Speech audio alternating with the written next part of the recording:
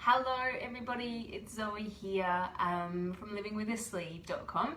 I just wanted to today hopefully have a chat with you about Optifast. I know there are always lots and lots of questions about weight loss surgery and why we make you do Optifast before surgery, what the reasons are, what you actually need to do. So I thought we may as well just sort of start at the beginning. That's always the first thing that you need to do before surgery. So we're going to talk about that in a little bit of detail today. I'll just give people a little bit of time to come online. I'd love to hear from you as to sort of what stage you are in your journey. Obviously we're talking about pre-op today, but if you have questions about after surgery or life after surgery, just let me know. Also, just excuse me if I have a bit of a cough. I've got a bit of a cold at the moment, so there might be a little bit of that going on, but hopefully not too much. We'll manage to get through. Alright, well, let's get going. We've got a few main reasons why we do Optifast. So what we might do today is just talk about the reasons why we do Optifast, talk about what Optifast actually is, and then we'll really go through what we need to do, so the process, and a few other little bits and pieces that you might need to just be aware of when you're doing Optifast. So firstly, the whole reason that we do Optifast is to shrink your liver. Some surgeons, and especially in the United States, they want you to get to a certain weight. So they'll say to you, I want you to be at 100 or 120 kilos before surgery. In our clinic, we don't do that. We just give you a set amount of time that you need to do the Optifast for before the surgery. And that time varies depending on what your BMI is at the time. So the bigger your BMI, the longer you need to do it for surgery. The whole point about the Optifast is to shrink your liver so that the surgeon can actually get in. When they're trying to do a sleeve, they actually need to kind of lift your liver up out of the way and move it so that they can get to the stomach. If it's really fatty, it can be really fragile, and that just increases the risk of the surgery. So the whole point of the Optifast is to make it as safe as possible to do the surgery for you, basically reducing the risks of the surgery for you. So it is really, really important. The reason it works is that we take all of the carbs out of your diet, except for enough carbohydrate from the Optifast, which is enough for your brain to use. But when your body doesn't have any carbohydrate to use, the next best thing is fat, and the easiest place it can get that from is from your liver. So it essentially just sort of sucks all of the fat out of your liver really quickly. So you may lose weight. Often people will lose anywhere between, say, like 1 to 2.5 kilos a week, maybe even a little bit more in the first week, because it's a lot of water that goes as well when you run out of carbohydrates. But it's really not about the weight loss. Our surgeons don't weigh you again just before surgery and say yes or no based on your weight. So it's really just going through the process of the Optifast, shrinking down your liver to make it safe enough for them to move the liver out of the way. It does happen sometimes that if the Optifast hasn't been done properly, or if for some reason you had a particularly fatty liver, that the surgeon will go in and they will actually close you up and go away again. And I know that sounds awful, but it has happened a couple of times just because it's not safe enough for them to move that liver.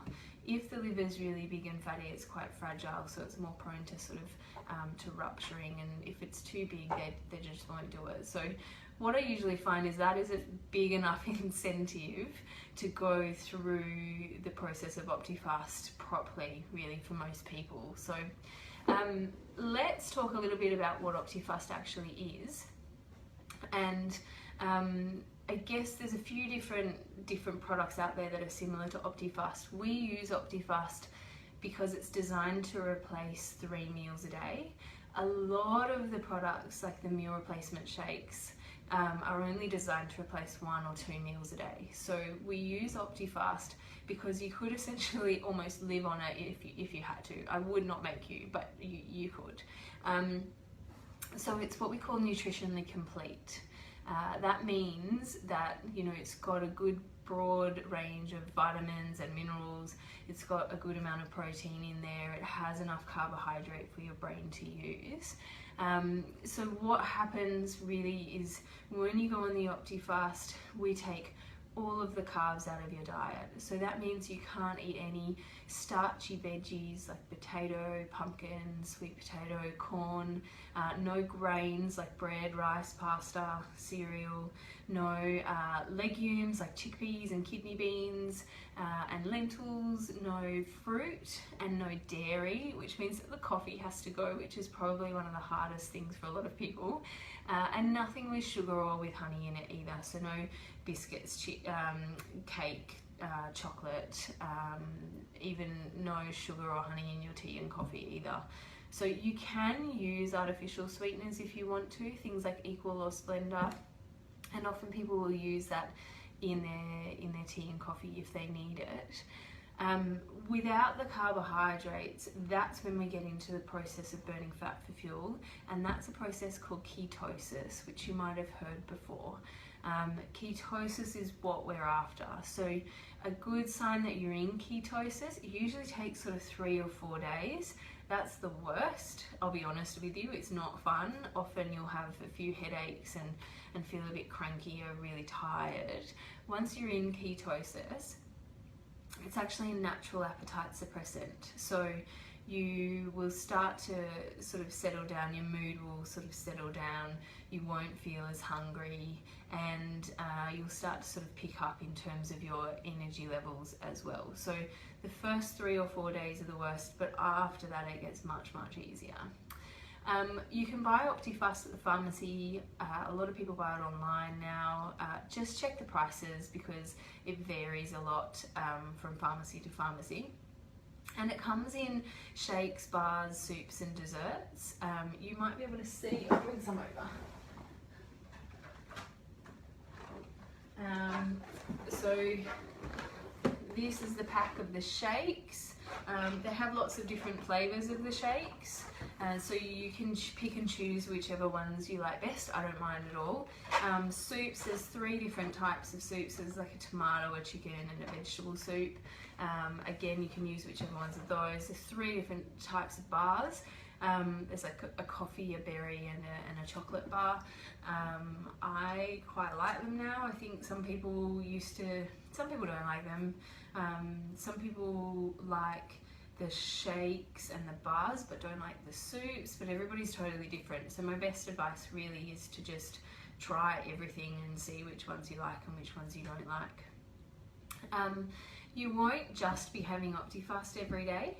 So depending on how long you need to have the Optifast for, you'll either have 2 Optifasts and a meal at night time, like protein and veggies at lunchtime as well, or you'll go straight into having 3 Optifasts, regardless of whether you're on the 2 Optifasts and the meal or the 3 Optifasts.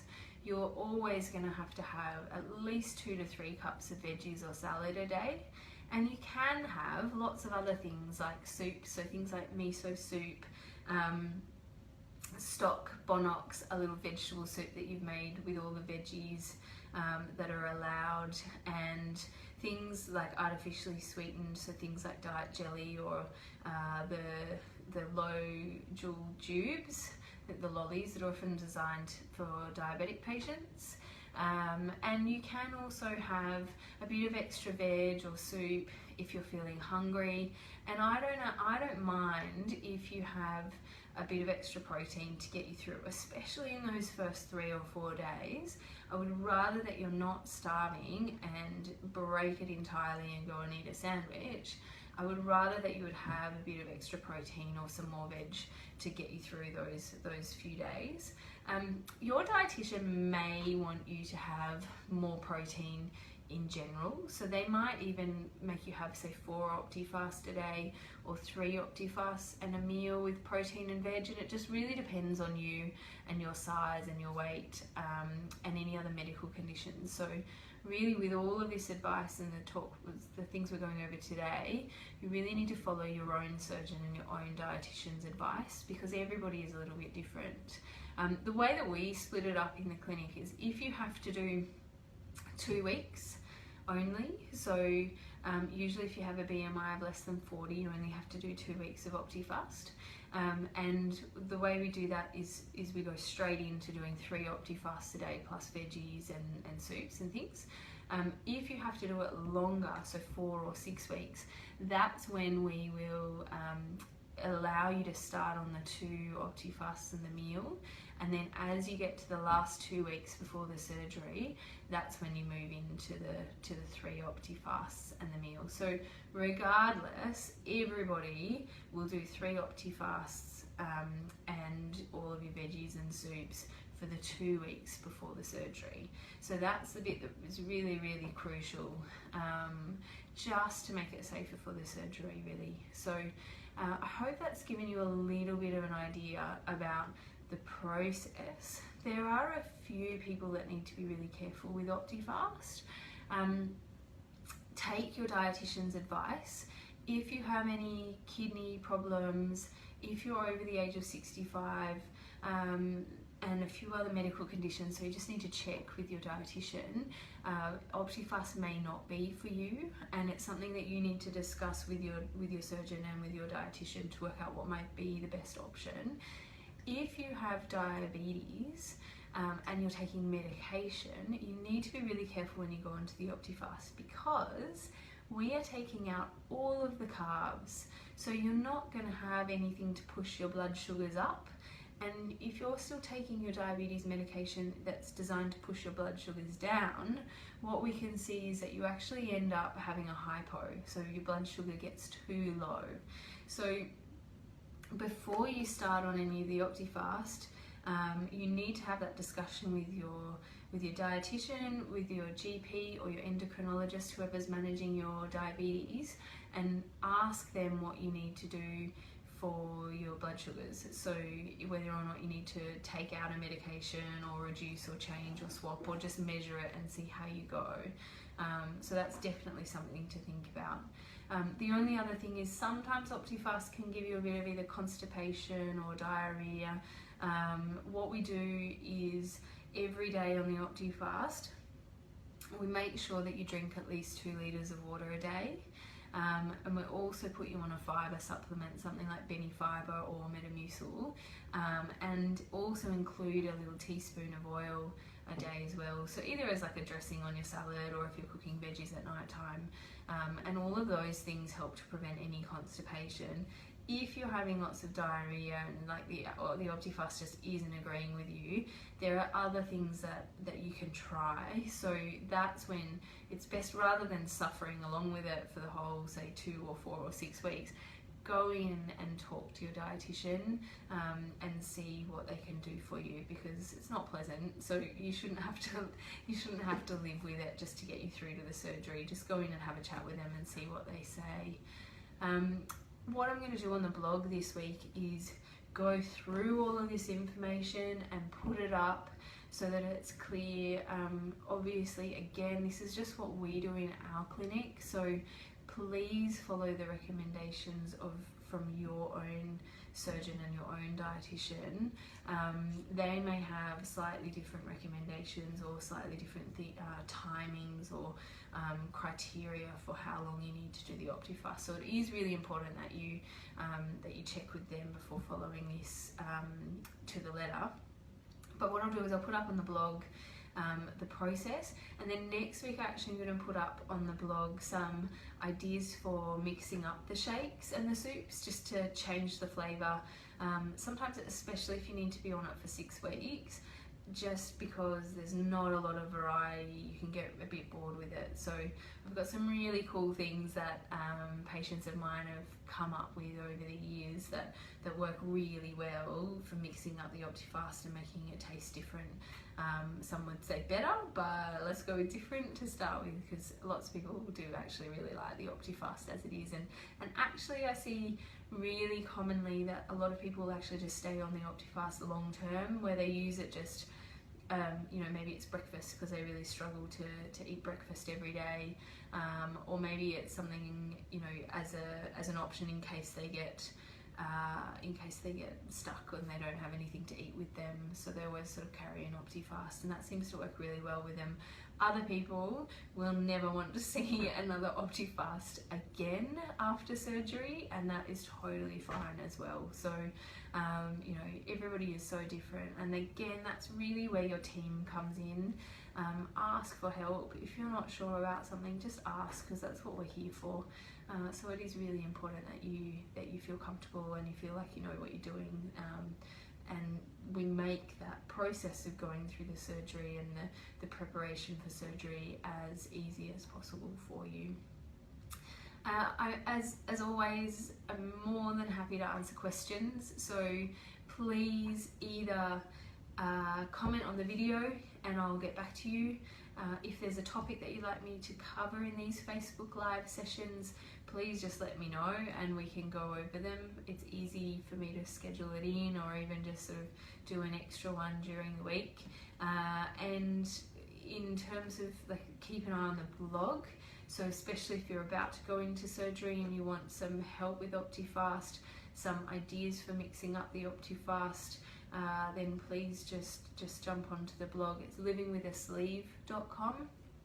And on there as well, you'll find heaps of information. If you go to Start Here page, you'll find a lot of information, useful places to start if you are deciding on surgery, or you're about to have your surgery. And then if you've already had your surgery, there's also sort of another section there with things that are really helpful for you.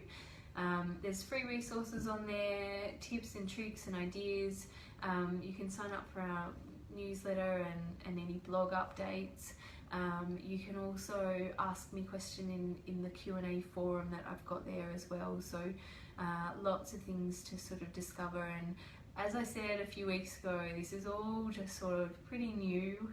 So I really want to make it sort of flow and be based on what you want. So the more feedback I get, the better, and the more I can make it sort of valuable to you, and providing information that would really help you. So please just let me know what I can do. Alright, and it was lovely to see you all, and we will chat again. I'll be back on Wednesday again next week, and before then, just shoot me any questions. I hope you have a fabulous week. Alright, thanks guys, bye.